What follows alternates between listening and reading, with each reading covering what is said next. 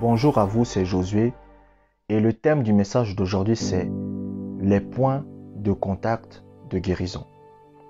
Vous devez comprendre que la foi vous permet d'obtenir la guérison. Ça, c'est la première chose. Et dans la suite de cette vidéo, je vais vous révéler le point de contact principal par lequel vous pouvez manifester le don de guérison. Vous devez comprendre que la guérison se fait à travers la foi que vous avez. Votre foi est ce qui vous permet de retirer dans la banque spirituelle de Dieu les bénédictions de Dieu. La Bible dit que Dieu nous a bénis de toutes sortes de bénédictions spirituelles dans les lieux célestes en Christ. Vous comprenez? Donc cela signifie que les bénédictions de Dieu sont contenues dans notre esprit. Mais nous devons les manifester. Qu'est-ce qui fait en sorte que les bénédictions de Dieu quittent de notre esprit pour se manifester sur le plan physique? C'est notre foi. Et l'une des bénédictions que Dieu a prévues pour le chrétien, c'est ce qu'on appelle la santé divine. Vous comprenez? Par exemple, la Bible raconte l'histoire de John G. Lake. Vous comprenez? Pendant que John G. Lake était en Afrique du Sud, il y a eu ce qu'on appelle la peste. Et de nombreuses personnes étaient en train de mourir. Mais, bizarrement, John G. Lake n'était pas atteint par la peste. Lorsque les médecins sont venus examiner John G. Lake, ils ont remarqué que lorsque, vous comprenez, les microbes de la peste touchaient sa peau, il mourait. Vous comprenez? Et les médecins ont posé la question à John G. Lake. Ils ont dit à John G. Lake, mais comment c'est possible? Et c'est là que John G. Lake va dire, la loi de l'esprit de vie en Jésus-Christ m'a affranchi de la loi du péché et de la mort. Vous comprenez? Mais qu'est-ce qui a fait en sorte que la santé divine se manifeste dans son corps? C'est la foi. La foi est ce qui a permis que la guérison, la santé divine que Dieu avait prévue pour lui, se manifeste dans sa vie. Parce qu'il faut de la foi, vous comprenez? Il faut de la foi pour accepter qu'un médecin mette des échantillons des microbes de la peste sur votre main. Il faut de la foi pour ça. Vous comprenez? Parce que dans sa tête, dans sa conscience, il était tellement sûr que la bonne santé est son partage, que cela affectait son comportement et son attitude. La foi est ce qui permet d'obtenir la guérison divine. Vous savez, à l'époque, les gens pensaient qu'on était guéri par hasard. Vous comprenez? Les gens pensaient qu'on était guéri par hasard. C'est-à-dire qu'à l'époque, on se disait que pour être guéri, c'est un acte souverain de Dieu. C'est-à-dire que c'est Dieu qui choisit quand il veut te guérir. Vous comprenez? C'est ce que beaucoup de gens pensaient. Vous comprenez? Que faut pas chercher à obtenir ta guérison. Le jour où Dieu voudra te guérir, il te guérira. Vous comprenez? Faut pas chercher à être en bonne santé. Le jour où Dieu voudra que tu sois en bonne santé, tu seras en bonne santé. Mais c'est totalement absurde. Dieu a déjà pourvu à la guérison. Mais c'était maintenant la foi qui permet à la guérison de se produire. C'est la foi qui permet à la guérison de se manifester.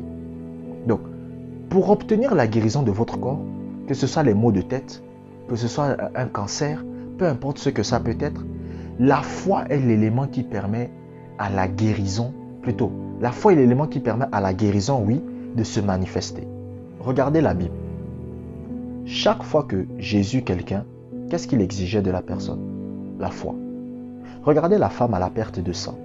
La Bible dit qu'il y avait une femme qui souffrait de perte de sang depuis 12 ans. Vous comprenez?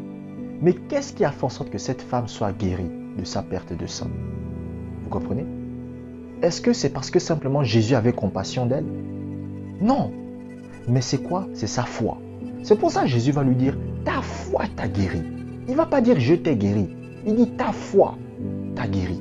Parce que même si je voulais te guérir, si tu n'avais pas la foi, la guérison ne se serait pas manifestée. Mais ta foi a permis à la guérison de se manifester. C'est pour cela que chaque chrétien doit développer sa foi et la mettre à l'œuvre. Parce que la foi se développe par la pratique. Plus vous la mettez à l'œuvre, plus elle devient forte. Le don de guérison fait en sorte que la guérison se manifeste. Mais comment exercer le don de guérison? Le don de guérison s'exerce par l'imposition des mains. Écoutez-moi très bien. La Bible dit aspirer aux dons les meilleurs. Cela signifie que le don de guérison est déjà en vous. Est-ce que vous comprenez? Le don de guérison est déjà en vous. Pourquoi la plupart des chrétiens ne manifestent pas le don de guérison? C'est simplement parce qu'ils ne font pas ce que la Bible demande de faire pour manifester le don de guérison. Si vous voulez voir le don de guérison se manifester, vous devez imposer les mains aux malades. Plus vous imposez les mains aux malades, plus le don de guérison va se développer. Vous comprenez? C'est pour cela que vous allez voir des hommes de Dieu qui ont fait ce qu'on appelle des écoles de guérison. Pourquoi? Parce que les écoles de guérison permettent, vous comprenez, le développement des dons de guérison d'un homme de Dieu. Il y a des chrétiens qui n'arrivent pas à développer le don de guérison pour les maux de tête, mais ils veulent imposer les mains aux gens qui ont le cancer. Mais moi, je vous prends un exemple. Un ami vient vous voir. Il a des maux de tête. Vous lui posez la question, vous lui dites, tu as des maux de tête, j'aimerais t'imposer les mains. Est-ce que tu me donnes la permission de t'imposer les mains pour que tu sois guéri? Et s'il vous dit oui, vous imposez les mains, vous déclarez la guérison et ensuite vous laissez la personne. C'est simple, vous comprenez. Comment Jésus exerçait le don de guérison? C'est l'imposition des mains. C'est pour cela que la Bible vous dit que lorsque Jésus était arrivé dans un village, la Bible dit qu'on lui a emmené un aveugle et on a demandé à Jésus d'imposer les mains à cet aveugle. Pourquoi? Parce que les gens avaient remarqué que lorsque Jésus imposait les mains aux malades, ils étaient guéris. Mais ils ne comprenaient pas le principe. Mais Jésus comprenait que l'imposition des mains permettait au don de guérison de se manifester. Vous comprenez? C'est-à-dire, lorsque vous imposez les mains à quelqu'un, le don de guérison, c'est-à-dire la puissance du Saint-Esprit, entre dans le corps de la personne pour guérir son corps. Et c'est pour tous les chrétiens. Ce n'est pas pour les pasteurs. Écoutez, ne vous laissez pas tromper. Ce n'est pas pour les pasteurs. C'est pour tous les chrétiens. Le Seigneur n'a pas dit que voici les miracles qui accompagneront les pasteurs. Voici les miracles qui accompagneront les prophètes. C'est pour tout le monde, même les femmes au foyer. Vous pouvez être une femme au foyer. Vous comprenez? Vous avez vos enfants, vous imposez les mains aux malades et ils sont guéris. Vous pouvez être un entrepreneur.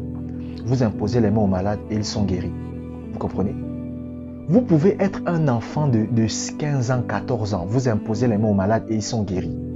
Ce qu'il faut simplement, c'est le courage.